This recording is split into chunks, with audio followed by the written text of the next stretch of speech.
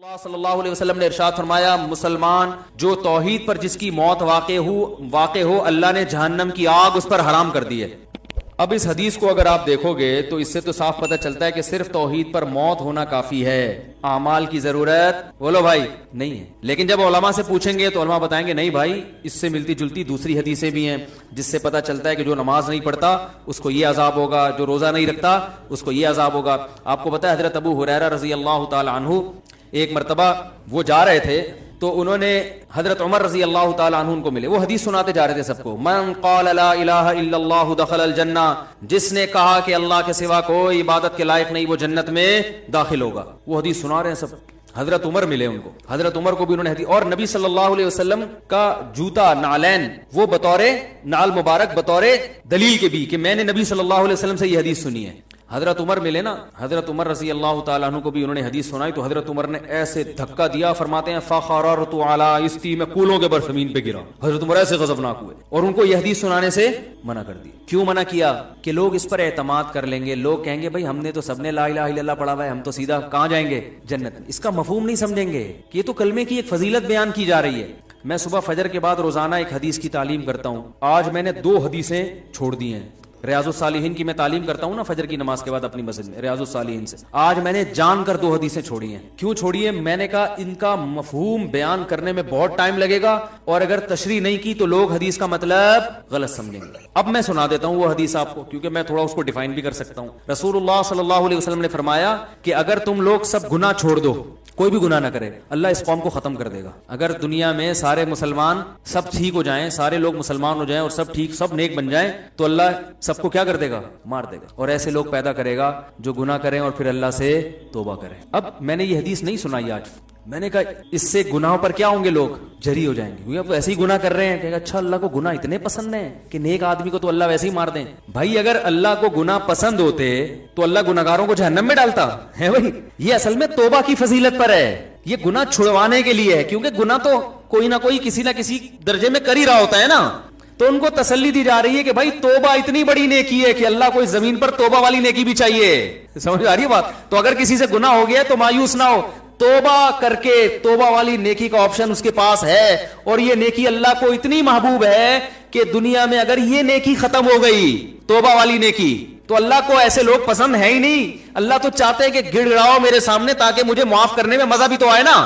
رحمت تو جب ہی ظاہر ہوگی جب تمہاری حرکتوں کی وجہ سے جہنم واجب ہو چکی تھی، مگر میں اپنی رحمت سے اس کو معاف کر دوں، مزہ آتا ہے مجھے معاف کرنے میں۔ وہ معاف کرنے کا مزہ جب آئے گا جب غلطی بھی تو ہو تم سے، غلطی نہیں ہو رہی، سارے نیک نیٹ کلین بولیں گے اللہ ہم تو اتنے اچھے تھے ہمیں تو ایسی جنت میں بھیج۔ کیا خیال ہے بھائی؟ باپ رحم دل ہے، کیا مطلب؟ بیٹے سے غلطیاں ہوتی ہیں اگنور کرتا ہے، تب بیٹا تعریف کرے یار میرا ابا بہت اچھا ہے۔ اگر آپ صبح شام ابا ابا کرتے رہتے ہو، ہر وقت ابا کی خدمت میں، ابا کے پاؤں دبا رہے ہو، ابا کی شلوار استری کر رہے ہو، ابا کی قمیض استری کر رہے ہو، ابا کی پگڑی استری، اگر پگڑی پہنتے ہیں آج کل کے ابا پگڑیاں کہاں پہنتے ہیں، تو پینٹ استری کی آپ نے ابا کی، سارا خیال ہر وقت ابا میرے ابا میرے ابا، تو ابا نے بھی آپ سے ذرا تمیز سے بات کر لی میرا بیٹا بہت اچھا، تو آپ بولے گا بھائی ہم بھی ابا کے ساتھ اتنے اچھے ہیں تو ابا بھی ہمارے ساتھ ظاہر اچھا ہی۔ آج کل کون ابا کے ساتھ اچھا ہوتا ہے؟ تو میں جب اتنا اچھا ہوں تو ابا کا اتنا حق تو بنتا ہے کہ ہمیں بھی ابا اپریشیٹ کرے۔ لیکن آپ نالائق، اور باپ ہر جگہ آپ کے آگے آ کے کھڑا ہوتا ہے، کہہ رہے بھائی نالائق ہے لیکن ہے تو اپنا ہی نا، کیا خیال ہے؟ پھر آپ میں اگر غیرت ہوگی تو آپ باپ سے محبت کرو گے، یار ابا نے میری بڑی بڑی غلطیوں کو معاف کیا، آج میں اگر اس اسٹیج پہ پہنچا ہوں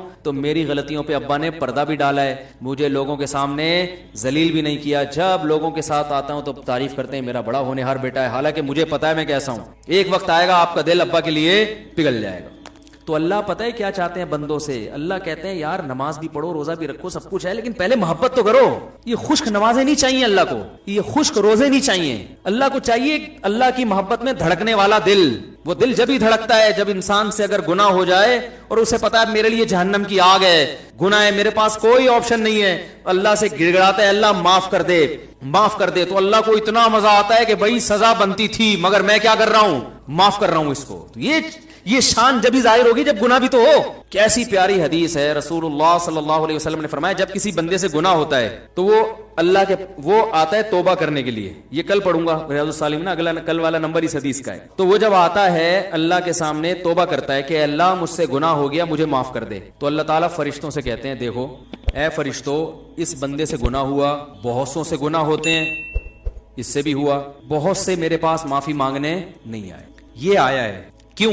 اس لیے کہ اس کو پتا ہے ان لہو ربن، اس کا ایک رب ہے جو اس گناہ پر اس کو سزا بھی دے سکتا ہے اور اس گناہ کو معاف بھی کر سکتا ہے. اس کو پتا ہے، یہ اس جذبے سے آیا ہے، ورنہ یہ بھی نہ آتا تو کیا ہو جاتا؟ کوئی سزا تھوڑی ملتی ہے فوراً. بھائی گناہ پہ فوراً شرابی بھی گھوم رہے ہیں، کوئی فوراً سزا ملتی ہے؟ چور بھی گھوم رہے ہیں، ڈاکو بھی گھوم رہے ہیں، قاتل بھی گھوم رہے ہیں، ماں باپ کے نافرمان، بلکہ زیادہ ترقی کر رہے ہوتے ہیں. آدمی وہ فضائل ہی سنا رہا ہوتا ہے بیٹھ کے، ایسا ہی ہے نا؟ کیا خیال ہے بھائی؟ جان بنتی ہے نا زیادہ کھانے پینے سے تو بہت سی دفعہ تو حلال سے ہی بن جاتی ہے، لیکن اکثر اوقات بھائی آپ دیکھ لو جنہوں نے ماشاءاللہ اللہ بچائے حرام کا پیسہ جنہوں نے کھایا ان کی صحت ہی الگ چہرے سے پتہ چل رہا ہوتا ہے ان کے. تو کتنے لوگ ہیں، اللہ تعالیٰ فرشتوں سے کہ کتنے لوگ ہیں گناہ ہوتے ہیں، یا تو فوراً سزا مل رہی ہوتی نا، پھر تو سارے آ جاتے ہیں، سب کو پتا ہے اب سزا ملنے والی ہے، سب گرفتاریاں دے رہے ہوتے ہیں اللہ کے پاس آ کے، اللہ مار دے، اللہ سزا دے دے. لیکن اللہ کو دیکھا ہم میں سے کسی نے نہیں ہے اور گناہ پہ دنیا میں کوئی سزا بھی نہیں مل رہی ہوتی، ٹھیک ہے نا؟ تو اللہ فرماتے ہیں اس کو پتا ہے کہ سزا میرا رب مجھے دے گا، وہ قدرت رکھتا ہے. اور اس سے بڑی بات یہ کہ معاف بھی وہی کر سکتا ہے. جرم اس کا کیا تو معافی بھی کس کے ہاتھ میں ہے؟ اس کے ہاتھ. لا ملجا ولا منجا منک الا الیک، حدیث میں دعا سکھائی ہے، اے اللہ تجھ سے بھاگنے کی جگہ بھی تیرے پاس ہی ہے. یعنی دیکھو کسی ڈاکو سے بچ کے بھاگو تو تھانے میں چلے جاؤ، علاقے کے ناظم کے پاس چلے جاؤ، لیکن اگر ڈاکو بہت طاقتور ہے تو آپ کو پتا ہے میں کہیں بھی بچ کے نہیں بھاگ سکتا، اب تو میرے لیے موت ہے. تو اللہ تعالیٰ تو اپنے بندوں پر مہربان ہے، لیکن اللہ تعالیٰ سزا بھی دیتا ہے. اس نے بتایا کہ میں نے قوم عاد قوم سمود کو تباہ کر دیا، فرعون کو دریا میں غرق کر دیا اور جہنم کی آگ بنائی اس نے. لیکن اللہ تعالیٰ جب دشمنی پہ آئے تو وہ ایسا ہے کہ اس سے آپ بھاگ نہیں سکتے، تو اب اسی کے پاس آگے آپ کو اسی کے پاؤں میں گرنا پڑے گا. ایک واقعہ ہم نے بعض بزرگوں سے سنا ہے، اس کی سند کی مجھے تحقیق نہیں ہے. لوگ کہتے ہیں سند کی تحقیق نہیں تو سنا کیوں رہے ہو؟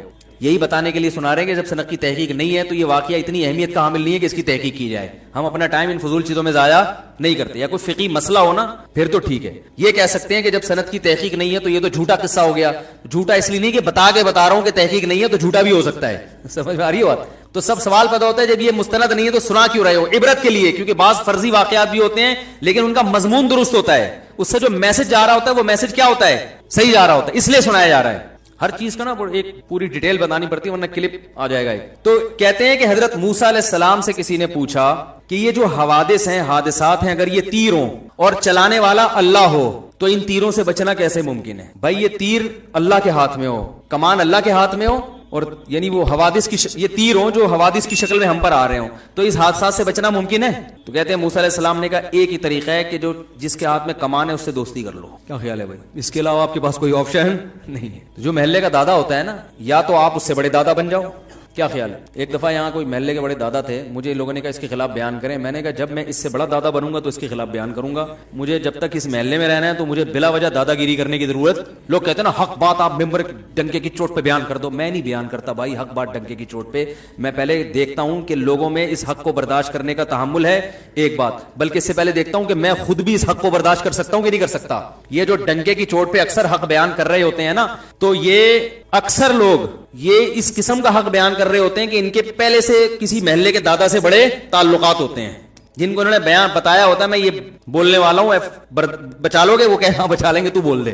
ہمیں تو کوئی ہے ہی نہیں اس طرح کا، ہم تو کسی سے تعلق رکھتے ہی نہیں ہیں. ہاں کسی کے خوف سے غلط بیانی کرنا حرام ہے، یعنی آپ کسی محلے کے دادا کے ڈر سے غلط بات اس کے بارے میں بتا دو یا جھوٹی تعریفیں شروع کر دو یا لالچ میں آ کے لوگوں کو غلط گائیڈ کرو، یہ حرام ہے. خاموشی کی شریعت نے اجازت دی ہے، غلط بیانی کی شریعت نے اجازت نہیں دی ہے. غلط بیانی نہیں کرتا، بسا اوقات میں خاموش ہو جاتا ہوں کہ بھائی اس ٹاپک پر بات مت کرو کیونکہ لوگوں میں برداشت نہیں کر پائیں گے یا غلط رخ پہ لے جائیں گے. تو یہ تو مصلحت ہے، یہ تو حکمت ہے، یہ تھوڑی کہ جہاں جاؤ جو چاہے جا کے بول دو. اب مجھے بتاؤ ایک آدمی میں کو زنا کا خوف ہے، شہوت اس میں اتنی بھر گئی، اب وہ کہیں رشتہ لے کے جاتا ہے، لڑکی کے ابا سے کہتا ہے کہ میں نکاح کرنا چاہتا ہوں. وہ کیوں کر رہے ہو؟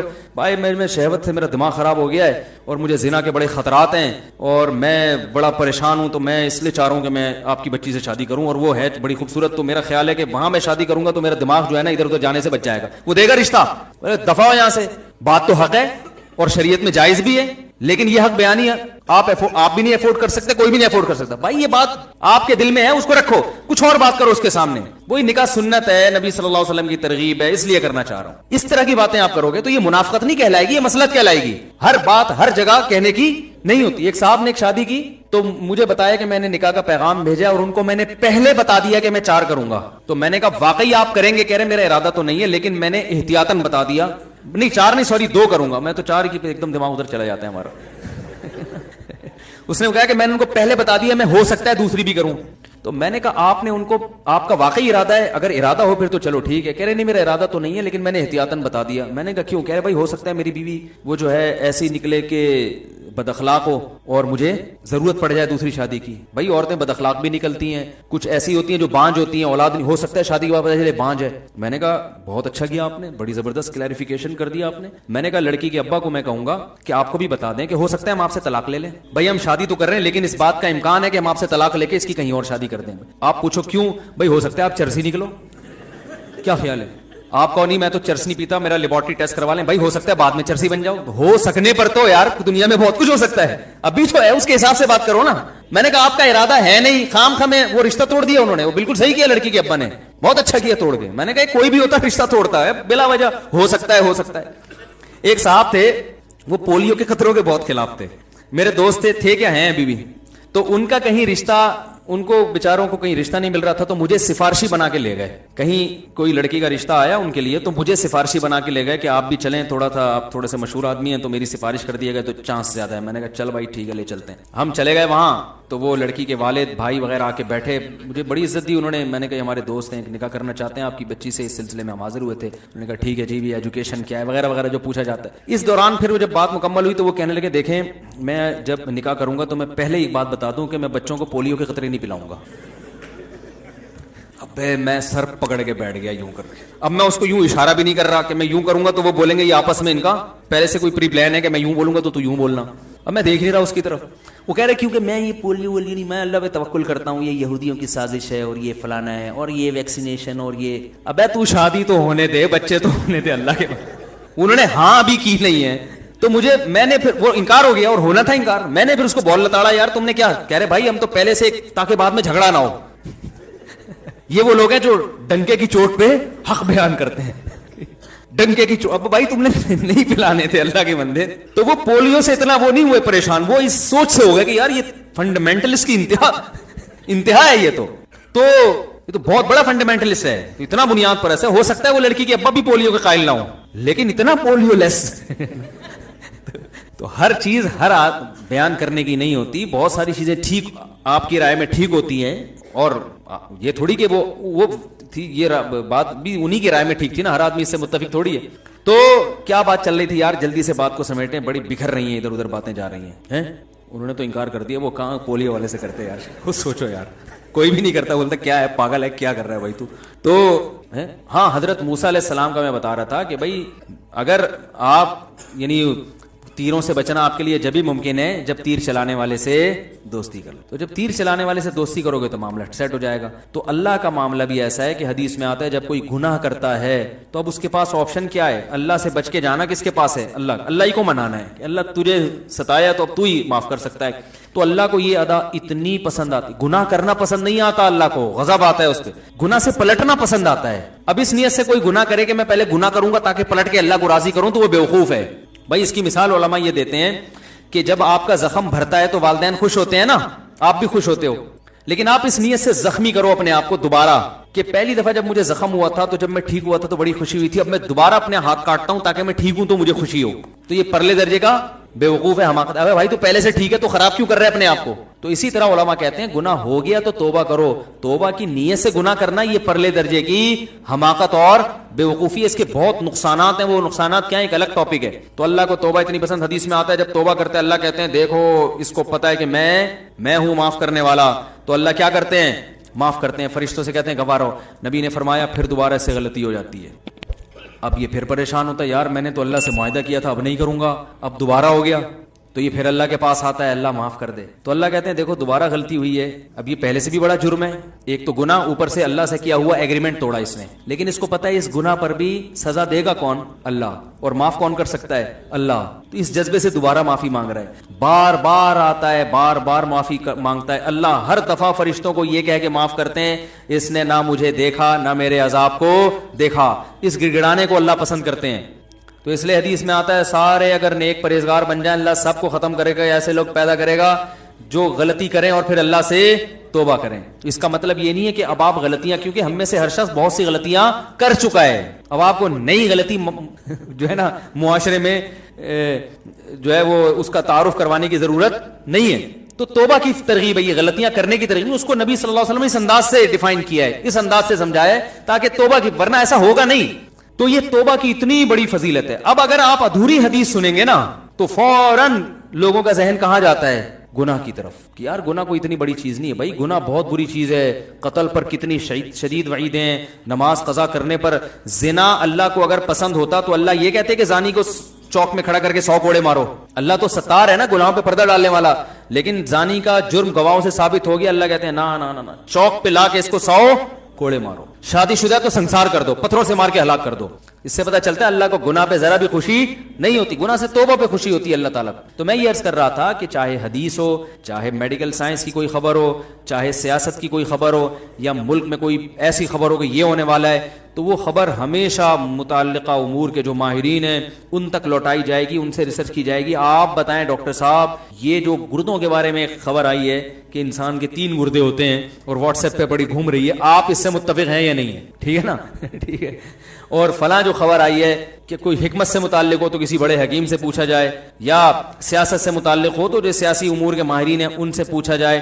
تو جس کسی شخصیت سے متعلق خبر ہو تو اس شخصیت سے پوچھا جائے، اس شخص سے پوچھا جائے کہ آپ خود اس بارے میں کیا کہتے ہیں، آپ نے ایسا کہا ہے. کسی ادارے کا فتویٰ ہو تو اس ادارے سے پوچھا جائے کہ آپ نے واقعی ایسا فتویٰ دیا بھی ہے یا نہیں دیا. تو جب پتہ چلتا ہے تو یہ بھی ایک ایسی چیز ہے. بات کو میں سمیٹ کے ختم کرتا ہوں بس، کہ بغیر تصدیق کے آگے خبریں پھیلانا یہ بھی ایک ایسی چیز ہے جس سے معاشرے میں محبت پھیلتی ہے نا، اس سے نفرت کی آگ لگتی ہے، ایک دوسرے کے خلاف بدگمانیاں، لڑائیاں، جھگڑے اور ایک طوفان بدتمیزی.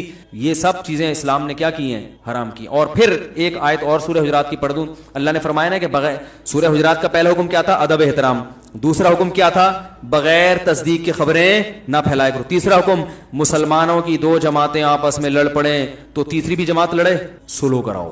تو اگر یہ مسلمانوں کی 2 جماعتیں میدان جنگ میں لڑیں تو بھی سلو ہے، یوٹیوب پہ لڑ پڑیں تو بھی کیا ہے، فیس بک پہ لڑ پڑیں تو بھی بولو نا بھائی سلو کراؤ یار. بولو بھائی نہیں وہ ایسا نہیں تھا، وہ ان کا مطلب یہ نہیں تھا. ان کو بولو نہیں بھائی وہ ایسا نہیں تھا، ان کا مطلب. حدیث میں تو یہاں تک آتا ہے لیس الکذاب الذی یکذب لیصلح بین الناس، وہ جھوٹا نہیں ہے جو لوگوں میں سلو کرانے کے لیے جھوٹ بولے. اللہ کیا اس کو جھوٹا شمار؟ اور ہم سچ تو بول نہیں سکتے، توڑوانے کے لیے جھوٹ بولتے ہیں. تو لوگوں میں علماء بھی داخل ہیں، عوام بھی داخل ہیں، میاں بیوی بھی داخل ہیں، اولاد بھی داخل ہے، والدین کا اولاد سے رشتہ دار آپس میں بھی داخل ہیں. تو اس میں تو ہمیں جھوٹ، اگرچہ بہت سے علماء کی رائے سری جھوٹ مراد نہیں، اس سے گول مول کلام، وہ کچھ اور مطلب سمجھے، آپ کچھ اور. تو اس کی جب ہمیں اجازت کیا ترغیب دے دی گئی ہے تو جھوٹ بول کے لڑوانے کی، بغیر تحقیق کی خبریں پھیلا کے لڑوانے کی کہاں سے ہمیں اجازت ہوگی؟ تو اس لیے اللہ نے فرمایا انما المؤمنون اخوة فاصلحوا بین اخویکم، مومنین آپس میں بھائی ہیں، ان کے درمیان آپس میں سلو کراؤ. اور آگے پھر اللہ نے بہت سارے احکام دیے. تجسس مت کرو، ٹوہ میں مت لگو کسی کی. کوئی نجی زندگی میں کیا کر رہا ہے اس میں مت گھسو. کہاں جاتا ہے وہ، آفس سے آنے کے بعد لیٹ گھر کیوں آتا ہے، کدھر جا رہا ہے، میں ذرا دیکھوں یہ بندہ جاتا کہاں ہے. وہ تمہیں کیا کرنا ہے یار، کہاں جاتا ہے بھائی. ایک آدمی نے کسی سے پوچھا تیری بیوی بدصورت ہے خوبصورت ہے، اس کو غصہ آیا کہ تو کیوں پوچھ رہا ہے، کہہ رہا ہے جنرل نالج کے لیے. تو جنرل نالج کے لیے کہ عنوان سے گھروں میں گھس رہے ہیں لوگ، نجی زندگیوں میں. نبی صلی اللہ علیہ وسلم نے فرمایا اگر کوئی شخص تمہارے گھر میں جھانکے، ابھی گھسا نہیں ہے، جھانکے پرمیشن کے بغیر، فرمایا اس کی آنکھ پہ پتھر مارو، اس کی آنکھ پھوڑ دو. یعنی سوری، یہ نہیں فرمایا کہ آنکھ پھوڑ دو، فرمایا کسی نے پتھر اٹھا کے آنکھ پھوڑ دی تو زمان نہیں ہے، پھوڑنے کے لیے نہیں ہے، اس نے تو ویسے ہی پتھر اٹھا لیا کہ میرے گھر میں جھانک کیوں رہا ہے، ویسے ہی پتھر مارا، اتفاق سے کیا ہو گیا، کوئی زمان نہیں ہے. یہ حدیث میں آتا ہے. کتنی شدید وعید ہے کہ ابھی گھسا نہیں ہے، صرف جھانک رہا ہے. وجہ کیا ہے کہ بھائی جب وہ اس کی پرائیویٹ زندگی، آپ کیوں اس پہ الجھ رہے ہو. اور آپ بتاؤ ہمارے یہاں یوٹیوب پہ جب کسی کو عزتوں کو اچھالا جاتا ہے تو ان کے گھریلو حالات ڈسکس کیے جاتے ہیں کہ نہیں. ابے فلاں نے اپنی بیوی کو طلاق دے دی ہے، پتہ ہے کیوں دی ہے، ابے فلاں تو فلاں کی لڑکی کو لے کے بھاگ گیا، ابے یہ جو فلاں نے شادی کی مجھے پتا ہے سیٹنگ کی شادی ہے یہ بھائی.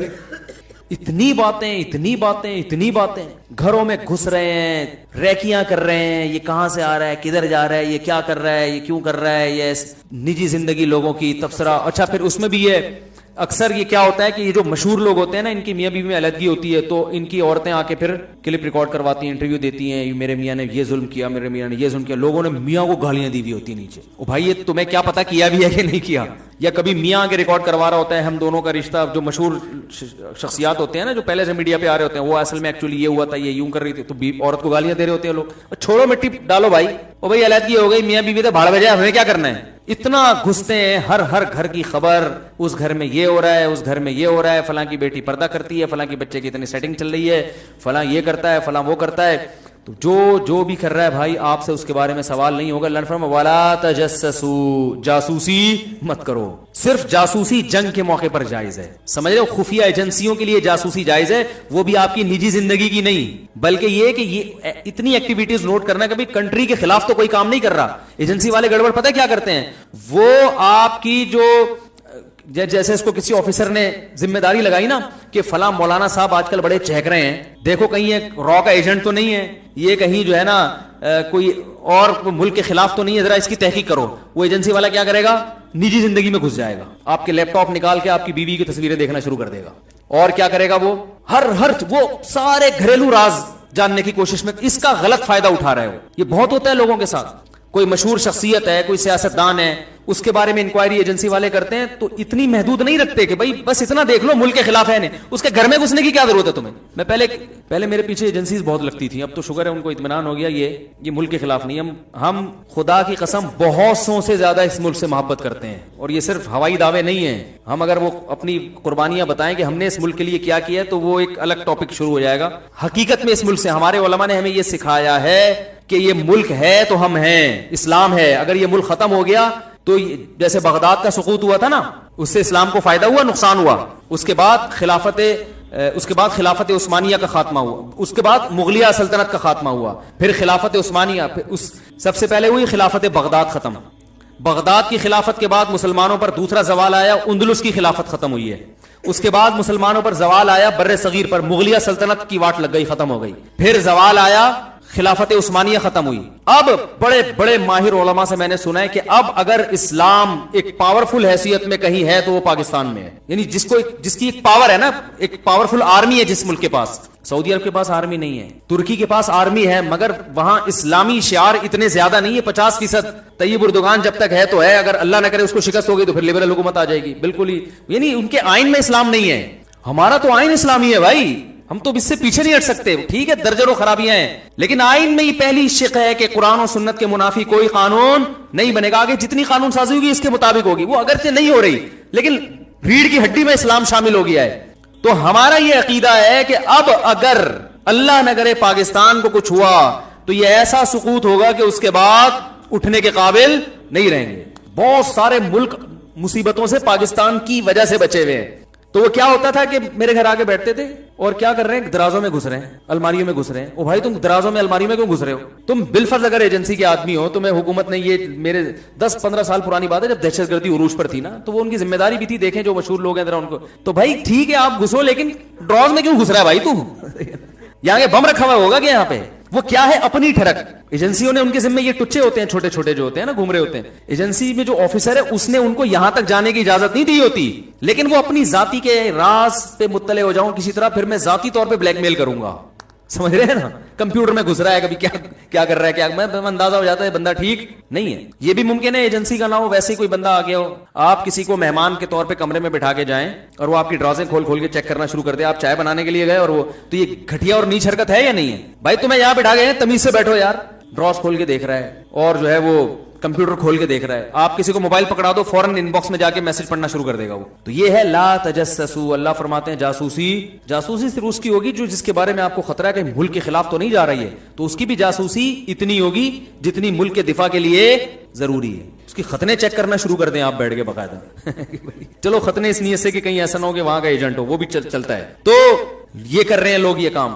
تو یہ ہے تجسس, یہ اسلام میں کیا ہے, حرام ہے. ایک دفعہ کیا ہوا, ہمارے پڑوس میں نا کھڑکی کھلتی ہے, یعنی ہمارے مین گیٹ سے دوسری طرف, وہ ہماری کھڑکی نہیں, ان کی کھڑکی ہماری طرف کھلتی ہے, ہمارے گھر کی طرف نہیں, دروازے کی طرف. تو ادھر ٹی وی چل رہا تھا.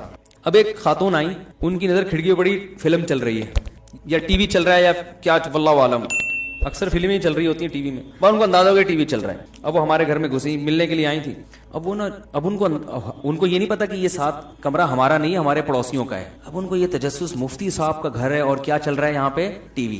اب میرے گھر والے مجھے بتا رہے ہیں کہ ٹک کے بیٹھی نہیں ہے وہ, ان کو یہی فکر کہ یار وہ والے کمرے میں جاؤں جہاں, کہہ رہے ان کی ایکٹیویٹیز سے مجھے اندازہ ہو, کبھی یوں جا رہی ہے, کبھی یوں جھانک رہی ہے, کبھی یوں جھانک رہی ہے, کبھی ایسے کر کے دیکھ رہی ہیں. تو ہمارے گھر والے کہتے ہیں مجھے اندازہ ہو گیا جو پڑوسیوں کا ٹی وی ہے نا, اس سے ان کو غلط فہمی ہو رہی ہے, اور یہ بھی کمرے ساتھ ملے ہوئے ہیں, تو یہ سمجھ رہی ہے کہ مفتی صاحب کے گھر میں ادھر ممبر پہ بیٹھ کے ٹی وی کے خلاف تقریریں کرتے ہیں اور گھر میں کیا چل رہا ہے؟ ٹی وی چل رہا ہے. تو گھر والوں نے کو بتا دیا کہ یہ جو آپ یوں کر رہی ہے نا یہ ان کا ٹی وی ہمارا نہیں ہے, دوبارہ جا کے اچھی طرح سے دیکھ لیں, ایسا نہ وہاں جا کے خبریں پھیلانا.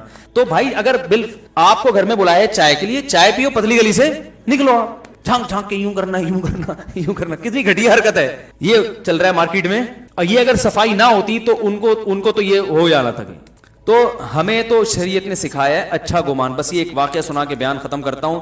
میں بچپن میں تبلیغ والوں کے ساتھ کہیں گشت کر رہا تھا, ہم نے ایک صاحب کو آتے ہوئے دیکھا, گھر میں داخل ہوئے ہمارے سامنے, ہم ان کے پیچھے پہنچ گئے, امیر صاحب نے دروازہ بجایا, ایک بچہ آیا, جی کون؟ انہوں نے کہا بھائی فلاں صاحب ہیں جو بھی ہمارے سامنے گھسے تھے. وہ اس بچے کے ابو تھے. بچے نے کہا بھی بتاتا ہوں, پوچھتا ہوں میں. وہ گیا اندر, آ کے کہہ رہا ہے وہ گھر پہ نہیں ہے, ہمارے سامنے گھسے ہیں وہ. تو امیر صاحب دیکھو یہ ہوتا ہے تبلیغی جماعت کی جو کامیابی کی وجہ ہے نا, یہ بیسک اصول ہیں, یہ بنیادی اصول ہیں جس کی وجہ سے وہ پوری دنیا میں پھیل گئے. صرف زبان سے کہتے نہیں ہیں, جو کہہ رہے ہیں اس پر عمل بھی ہے. تو امیر صاحب نے کہا, امیر صاحب کو اندازہ ہو گیا کہ بھئی یہ بدگمانی ہو رہی ہے ان سب کو. تو انہوں نے کہا دیکھو مسلمان ہم تبلیغ کرنے نکلے ہیں نا, تو پہلے خود تو عمل کریں. خود عمل میں کیا ہے کہ کسی کے خلاف بدگمانی, قرآن میں اللہ فرماتے ہیں مت کرو, اچھا معامل تلاش کرو. تو انہوں نے کہا وہ یہاں سے آئے ہیں, پیچھے بھی دروازہ ہے, جو میں اکثر بیان میں کہتا ہوں نا پتلی گلی, تو بھائی چوڑی گلی کے ساتھ پتلی گلی بھی تو ہوتی ہے نا. بھائی وہ آئے ہوں, پانی پیاؤ اور اس دروازے سے نکل کے باہر چلے گئے ہوں, تو بچے نے آ کے کہا ہو کہ بھائی نہیں ہے گھر پہ, تو عین ممکن ہے. اور واقعی ایسا ہوتا بھی ہے. بعض دفعہ انسان بھاگا بھاگا ایک دروازے سے آتا ہے, گھر میں پانی پیا یا واش روم گیا اور دوسرے دروازے سے فوراً نکل گیا. تو مجھے ان کا یہ جملہ بہت اچھا لگا. اس واقعے میں 12-13 سال کا تھا اس وقت سے مجھے یہ واقعہ ذہن سے نکلتا نہیں ہے. یہ ہے کہ ان بعض الظن اسم, اے ایمان والو بدگمانی مت کرو, اکثر گمان برے ہوتے ہیں, گناہ ملتا ہے اس پہ. اچھا محمل تلاش کرو بھائی, کہ ضروری تھوڑی جھوٹ بول رہا ہو, لیکن ہم کیا کرتے ہیں 99% امکان ہوتا ہے کہ سچ بول رہا ہے, لیکن 1% چانس ہوتا ہے جھوٹ بولا, تو ہم کہتے ہیں چھوڑو ایک نمبر کا وہ جھوٹ, ابے ہمیں پتا ہے جھوٹ بول رہا ہے. چلیے علی سوال کا جواب دے دیتے ہیں. بھائی میرے بھائی نے اپنی اہلیہ کو 3 طلاق دی, اب کہتے ہیں کہ حلالہ کر لیا, لیکن ہم نے کوئی تصدیق نہیں کی, کیا تصدیق کرانا ضروری ہے؟ بھائی دیکھو, ایک آدمی اگر اپنی بیوی کو 3 طلاقیں دیتا ہے, پہلی بات تو گناہ کرتا ہے, اکٹھی 3 طلاقیں دینا جائز نہیں ہے, لیکن طلاقیں واقع ہو جائیں گی. اس میں پورا مدلل ابھی کلپ بھی ریکارڈ کروانے والا ہوں انشاءاللہ. ایک چینل پہ ریکارڈ کروا چکا ہوں, مگر وہ چینل مشہور نہیں ہے تو کوئی سنتا ہی نہیں, اس دوبارہ سے ریکارڈ کرواؤں گا. میرے یہ علمی بیانات ہوتے, یہ جو میرے بیانات ہوتے ہیں نا, یہ واضح و نصیحت ہے, اس پر کسی کے علم کو نہ پرکھا کریں آپ بیٹھ گئے, سمجھ رہے ہو. جو میرے جو تحقیقی بیانات ہیں یا میری تحقیقی مقالے ہیں وہ الگ ہیں, اس کا اسٹائل بولو بھائی الگ ہوتا ہے. ان کو مقالے میرے پڑھیں آپ, ریسرچ پہ تحقیقی جو مقالے میں نے لکھے ہیں, اس کے بعد آپ فیصلہ کریں کہ قدوری پڑھانے کی طاقت ہے یا نہیں. ہو سکتا ہے میں بالکل قدوری بھی نہ پڑھا سکتا ہوں, لیکن آپ پہلے ریسرچ کر لیں, اس کے بعد آپ فیصلہ کریں. واضح و نصیحت والے بیانات سے نہیں پرکھا جاتا کسی کی علمیت کو, وہ تحقیقی میدان وہ الگ ہوتا ہے. اچھا میرے بھائی, تو یاد رکھو جس نے بھی 3 طلاقیں دی بیوی کو, تو طلاقیں دے کے پہلی بات تو برا کام کیا, 3 جائز نہیں ہے. پھر عورت نے اگر حلالہ کیا ہے تو یہ پری پلان حلالہ تھا تو حرام ہے. پری پلان کا مطلب عدت گزرنے کے بعد اس خاتون نے کسی مرد سے نکاح کیا اور پہلے سے ایگریمنٹ کیا کہ آپ نکاح کے بعد ہم بستری کے بعد مجھے طلاق دے دو گے, تو یہ ایگریمنٹ کی وجہ سے یہ حلالہ کیا ہو گیا, لعنتی عمل ہو گیا. رسول اللہ صلی اللہ علیہ وسلم نے ارشاد فرمایا, لعن اللہ المحلل والمحلل له, حلالہ کرنے والے اور جس کے لیے کیا جا رہا ہے ان دونوں پر اللہ کی لعنت. جس کے لیے کیا جا رہا ہے وجہ اس کی یہی ہے کہ وہ بھی اس میں پلان کا حصہ بنتا ہے. وہ کہتا ہے میری بیوی سے تم شادی کرو اور پھر یوں کر دینا, پھر یوں کر, ایگریمنٹ ہوتا ہے. اگر ایگریمنٹ نہیں تھا, اچھا حلال پھر بھی ہو جائے گی, کیونکہ نبی نے اس کو بھی حلال کرنے والا ہی کہا ہے. جس حلالے پر لعنت کی ہے لعنت تو ہوگی, لیکن بیوی طلاق کے بعد پہلے شوہر کے لیے حلال بہرحال ہو جائے گی. یہ حدیث سے پتہ چلتا ہے, کیونکہ آپ نے فرمایا حلال کروانے, محلل کہتے ہیں حلال کروانا, حلالہ کروانا تو ہم نے بتایا نا, لعن اللہ المحلل, نبی نے فرمایا وہ شخص جو اس عورت کو پہلے شوہر کے لیے حلال کرے اس پر بھی لعنت, اور جس کے لیے حلال کیا ہے اس پر بھی پتہ ہے حلال تو ہو گیا ہی نا.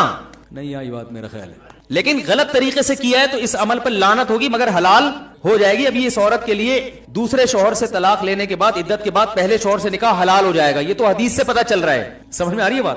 لیکن یہ عمل ایگریمنٹ کر کے کیا تو کیا ہو جائے گا, حرام, ناجائز, گناہ ملے گا اس پہ. اور اگر بغیر ایگریمنٹ کے کیا ہے تو کوئی گناہ نہیں ہے.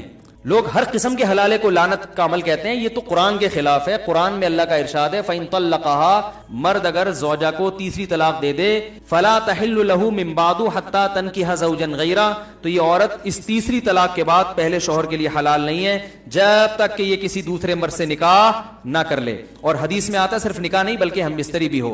آگے قرآن کہہ رہا ہے فَإِن طَلَّقَهَا, اس کے بعد اگر چاہے وہ فوراً بعد ہو, 1 سال کے بعد ہو, 20 سال کے بعد ہو, قرآن نے ایسی کوئی شرط نہیں لگائی ہے. میں دوبارہ آیت پڑھ لوں.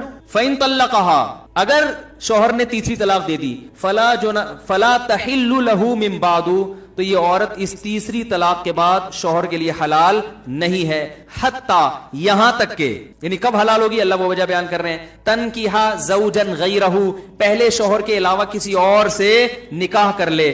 فَإِن, پس اگر اس نکاح کے بعد, اور حدیث میں آتا ہے صرف نکاح نہیں بلکہ ہم بستری بھی, اس ہم بستری اور نکاح کے بعد فَإِن طَلَّقَهَا, یہ دوسرا طلاق دے دے, اگلی رات کو دے دے, 1 گھنٹے بعد دے دے, آدھے گھنٹے بعد دے دے, 15 منٹ بعد طلاق دے دے, 10 منٹ بعد طلاق دے دے, 10 سال کے بعد طلاق دے دے, ایسی کوئی تفصیل قرآن نے بیان نہیں کی ہے. چاہے 10 منٹ کے بعد طلاق دے دے, ہم بستری کی, ہم بستری کرتے ہی طلاق دے دے, اللہ فرماتے ہیں فَلَا جُنَاحَ عَلَيْهِمَا أَن يَتَرَاجَعَا, تو پرانے والے میاں اور اس پرانی بیوی جو ہے نا اس کی, ان دونوں کے لیے کوئی گناہ نہیں ہے اس میں, ان یتراجعا, کہ یہ دوبارہ شادی کر لیں آپس میں. بات آ رہی ہے سمجھ میں؟ تو بھائی آپ غیرت اور کے جوش میں آ کے شریعت کو تبدیل کرنے کی کوشش نہ کریں. بہت سے لوگ کیا کرتے ہیں, وہ 3 طلاقوں کا جہاں مسئلہ ہے کہ وہ حلالہ تو لعنت ہے, حلالہ تو یہ ہے, تو حلالہ کروا دیا, حلالہ او بھائی جان, اگر یہ حلالہ لعنتی عمل ہوتا تو قرآن کیوں اس کو بیان کرتا؟ حدیث میں لعنت ہے, قرآن میں اس کی اجازت ہے, تو پتہ چلا حدیث والا حلالہ کچھ اور ہے, قرآن والا حلالہ کچھ اور ہے. پری پلان حلالہ ہے,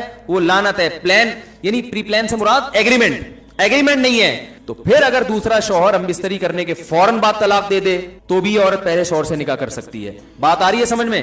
اچھا, یہ بھی جائز ہے کہ عورت نے پہلے سے ایگریمنٹ نہیں کیا, دوسرے شوہر ہیں جب بیوی سے ہم بستری کی, تو عورت کے لیے یہ بھی حلال ہے کہ فوراً طلاق مانگ بھی لے. اس کے ناجائز ہونے کی بھی قرآن و سنت میں کوئی دلیل نہیں ہے.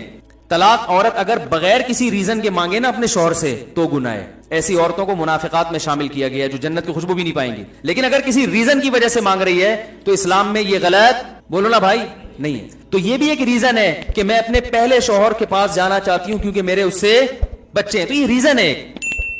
بھائی میری یادیں اسی سے وابستہ ہیں. سوال پیدا جب اس سے تھی تو مجھے نکاح کیوں کیا؟ بھائی اس لیے کیا کہ اس سے اجازت نہیں ہے نکاح کرنے کی, آپ سے اجازت تھی تو آپ سے کر لیا. بات آ رہی ہے سمجھ میں؟ اور یہ سوچا تھا کہ اچھے لگے تو رہوں گی, نہیں لگے تو نہیں, مجھے نہیں اچھے لگ رہے, مجھے آپ کے منہ سے گٹکے کی بدبو آ رہی ہے, کوئی بھی وجہ ہو سکتی ہے. اب اگر آپ یہاں تجاوز کرتے ہیں نا کہ نہیں یہ طلاق لے کے شادی نہیں کر سکتی, یہ اب قرآن پر کیا ہے, آپ اپنی عقل لڑا کے قرآن کے حکام کو کیا کر رہے ہو, چینج کر رہے ہو. بات آ رہی ہے سمجھ میں؟ تو اسی وقت طلاق لے کے, ہاں دوسرے پر جبر نہیں ہے, وہ کہیں میں نہیں چھوڑوں گا. آپ نے طلاق مانگی, وہ کہیں میں نہیں طلاق دیتا, تو عورت کو زبردستی کرنا جائز نہیں ہے. ٹھیک ہے جب نہیں دیتے تو آپ ہی میرے مقدر میں میاں ہیں, شادی تو ہم نے کوئی ایگریمنٹ تو کیا نہیں تھا, مجبوراً گزارا کریں گے, مننے کے ابا آپ ہی بنو گے تو گزارا کریں اس کے ساتھ. اور اگر وہ چھوڑ دیتا ہے اس پر بھی کوئی گناہ نہیں ہے. اس لیے گناہ نہیں ہے, وہ یہ کہتا ہے یار یہ اگرچہ میری بیوی ہے میں نہ چھوڑوں تو, لیکن جب یہ نہیں رہنا چاہتی, اس کے دل میں میرے لیے وہ جذبات نہیں بن سکتے جو پہلے کے لیے ہیں, تو چھوڑ دینا بہتر ہے یا نہیں ہے؟ بھائی میں تو لوگوں کو ویسے ہی مشورہ دیتا ہوں جن کی بیویاں طلاق مانگ رہی ہیں, کوئی ریزن نہیں, میں کہتا ہوں یار طلاق اچھی چیز نہیں ہے, لیکن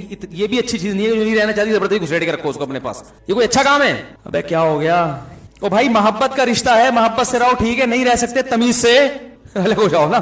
تو طلاق نہیں دینی چاہیے, لیکن اگر بیوی نہیں رہنا چاہتی, بیوی کے لیے تو غلط ہے بلا وجہ مانگے, لیکن آپ کے لیے بہتر یہی ہے کہ جب نہیں رہنا چاہ رہی تو یار ایسی عورت سے کرو شادی جو غیرت مند ہو, آپ سے ٹوٹ کے محبت کرے. نبی نے کیا فرمایا, تزوج الودود الولود, ایسی عورت سے نکاح کرو جو محبت کرتی ہو. تو یہ جب طلاق مانگ رہی ہے اس کا مطلب آپ سے یہ محبت نہیں کرتی. تو اگر آپ افورڈ کر سکتے ہو طلاق دینے کے بعد کہ بھائی مجھے دوسری مل جائے گی, چھوڑ دو اس کو. اور اگر نہیں آپ کہو یار میں تو اس سے بھی جاؤں گا, ٹھیک ہے نا, مجھے ویسے ہی کوئی لفٹ نہیں کرائے گا معاشرے میں, پھر بے شک نہ چھوڑو. آپ بولو بھائی ٹھیک ہے تمہیں میں سمجھ میں نہیں آ رہا لیکن مجھے تم ہی سمجھ میں آ رہی ہو, تمہارے علاوہ مجھے کوئی سمجھ میں, اختیار تو اللہ نے مرد کو دیا ہے نا, سمجھ رہے ہیں بھائی, میں نہیں رہ سکتا, مجھے تم سے اتنی محبت ہے, تمہیں اگرچہ نہیں ہے لیکن اب تو تم نے اپنی مرضی سے قبول ہے نا ہمیں, تو اب ہم تو تمہیں پہلے سے بھی زیادہ محبت ہو گئی, ہم نہیں چھوڑیں گے, جاؤ. تو بعض دفعہ مرد ایسا ہوتا ہے, ایک صحابی نبی کے پاس ہے, انہوں نے اپنی زوجہ کے بارے میں بتایا کہ کچھ ایسی حرکتیں بتائیں ان کی جو نازیبہ ہوتی ہیں, تو آپ صلی اللہ علیہ وسلم فرمایا ان کو طلاق دے دو. تو آپ نے حدیث کا مفہوم بیان کر رہا ہوں, آپ ان صحابی نے عرض کیا یا رسول اللہ میں بہت زیادہ محبت کرتا ہوں. آپ نے فرمایا ٹھیک ہے پھر مت دو. مطلب یہ کہ وہ عورت ایسی ہے کہ وہ رکھنے کے قابل نہیں ہے, لیکن اب تمہیں عشق کی حد تک محبت ہو گئی ہے, تو ایسا نہ ہو کہ برائی میں نہ پڑ جاؤ کسی نا. ایسی عورت کو چھوڑو گے تو اب تمہیں اس ڈیزائن کی دوسری ملے گی نہیں, وہ زیادہ خوبصورت تھی یا کیا مسئلہ تھا اس میں, تو پھر تمہیں وہی. ایک صاحب کی بیوی بد اخلاق تھی مگر خوبصورت بہت تھی, تو انہوں نے اپنی بیوی کو طلاق دے دی. اب ان کو اچھے اخلاق والی مل گئی مگر اس کی شکل بیچاری کی بقول ان کے, آپ کوئی بھی نہیں جانتا نہیں ہے میں کس کی بات کر رہا ہوں, اس لیے کوئی غیبت نہیں ہے, کسی کا راز فاش نہیں کر رہا. تو وہ میرے پاس آیا, کہنے لگے یار وہ پرانی بہت یاد آ رہی ہے. میں نے کہا، کہہ رہا یار وہ ٹھیک ہے بد اخلاق تھی لیکن شکل اچھی تھی. کہہ رہے یہ اخلاق کی بہت، لیکن کہہ رہے شکل بالکل بھی اچھی نہیں ہے. تو میں نے کہا اب اس کو بھی گزارا کر لو. اب وہ ان کے ماشاءاللہ گزارا ہو رہا ہے, بچے بھی ہو گئے ان کے. میں نے کہا ورنہ جب اگلی ملے گی نا تو نہ اخلاق کی اچھی ہوگی اور نہ شکل کی ہوگی. پھر بولو گے دوسری اخلاق کی تو اچھی تھی نا. تو شکر کرو جو بھی اللہ نے جس کو جو پیس دے دیا, اللہ کا شکر ادا کرے. جو ملا صبر کرو, شکر کرو. دنیا میں سارے مزے دنیا میں نہیں ہوتے. پازیٹو چیزوں کو دیکھو, نیگیٹو کو اگنور کرو. تو اب اللہ نے قرآن میں کیا کہا کہ اب اگر شادی کے بعد دوسرا میاں طلاق دے دے, فوراً دے دے, اگلے دن دے دے, 10 سال کے بعد دے دے, وہ اس کا ہیڈیک ہے, وہ ان کا آپس کا مسئلہ ہے. بلکہ علماء نے یہاں تک لکھا ہے کہ اگر دوسرا شوہر اس نیت سے طلاق دے دے کہ یہ پہلے شوہر کے ساتھ شادی کرنا چاہتی ہے, اس کے اس سے بچے ہیں, اس کے جذبات اور فیلنگ اسی کے ساتھ ہیں, میرے ساتھ یہ نباہ نہیں کرنا چاہتی, تو اس طلاق پہ اس کو ثواب ملے گا. مقصد تو راحت, طلاق اس لیے بری چیز ہے کہ اس سے نقصان ہوتا ہے نا. یہاں طلاق کا نقصان کے بجائے کیا ہو رہا ہے, فائدہ ہو رہا ہے. اور دوسری بات, جو حلالے کا مقصد تھا وہ بھی حاصل ہو گیا. مقصد یہ تھا کہ جب مرد نے 3 طلاقیں دی تھیں تو طلاق میں یا تو عورت قصوروار ہوگی یا کون قصوروار ہوگا, آدمی. یہی مسئلہ ہے نا. اگر عورت قصوروار تھی تو اس کی زندگی میں نیا مرد آیا تو اس کو کمپیئر کرنے کا چانس دیا شریعت نے, دیکھو یہ بھی ہے وہ بھی ہے, دونوں میں زیادہ اچھا کون ہے. اب سوچ سمجھ کے جانا. جو جھگڑے ہو رہے تھے, اگر اس کا پرانا میاں غلط تھا تو وہ کبھی بھی پرانے کے پاس نہیں جائے گی. وہ سمجھ میں آ رہی ہے بات. وہ کہے گی اللہ نے میری جان چھڑا دی, میری زندگی میں ایک نیا مرد آ گیا, ایک اچھا آدمی مل گیا, میں اب آپ ہی کے ساتھ زندگی گزاروں گی, مجھے وہاں جانے کا کیا شوق ہے. دوبارہ اس کے پاس جانا چاہتی ہے, اس کا مطلب فالٹ کس میں تھا, عین ممکن ہے آپ میں فالٹ ہو. اب آپ کو اندازہ ہو گیا کہ جو ہے نا مرد کیسے ہوتے ہیں. اور مرد کی اگر غلطی تھی تو جب وہ دھکے کھائے گا نا, اس بیوی کو یاد کر کے روئے گا, تو اسے اندازہ ہوگا یار اس میں فالٹ تھے, مگر اب جو میں رشتے تلاش کر رہا ہوں اس سے بھی زیادہ فالٹ والے مل رہے ہیں. اور یار کم از کم بچوں کو تو پال رہی تھی نا, اب تو بچے بھی گئے, چلو کھانا نہیں بناتی تھی, خدمت نہیں کرتی تھی, تمیز سے بات تو کرتی تھی. وہ یادیں جب علیحدگی ہوتی ہے نا, یادیں تو پھر آتی ہیں. کہے گا یار یہ تو کسی اور کے نکاح میں چلی گئی یار, یہ تو بالکل اختیارات ختم ہو گئے. وہ 100 دفعہ سوچے گا.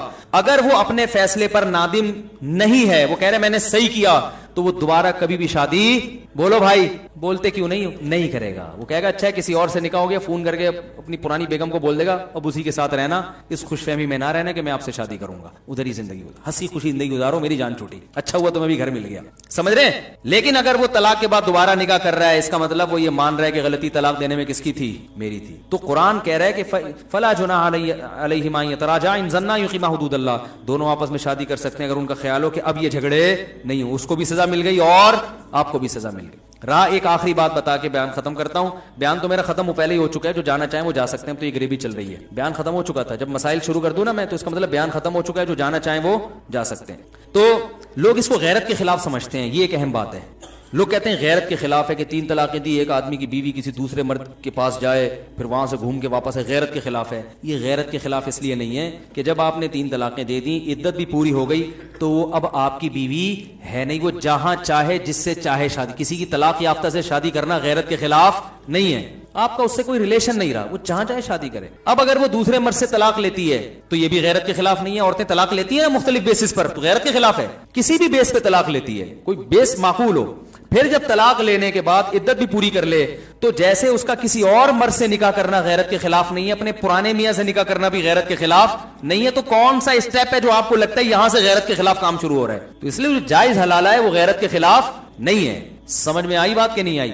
اللہ تعالیٰ سمجھنے کی, عمل کی توفیق عطا فرمائے. علم معاشرے میں, مارکیٹ میں شارٹ چل رہا ہے, بس تبصرے چل رہے ہیں آج کل معاشرے. سبحانک اللہم و بحمدک نشہد ان لا الہ الا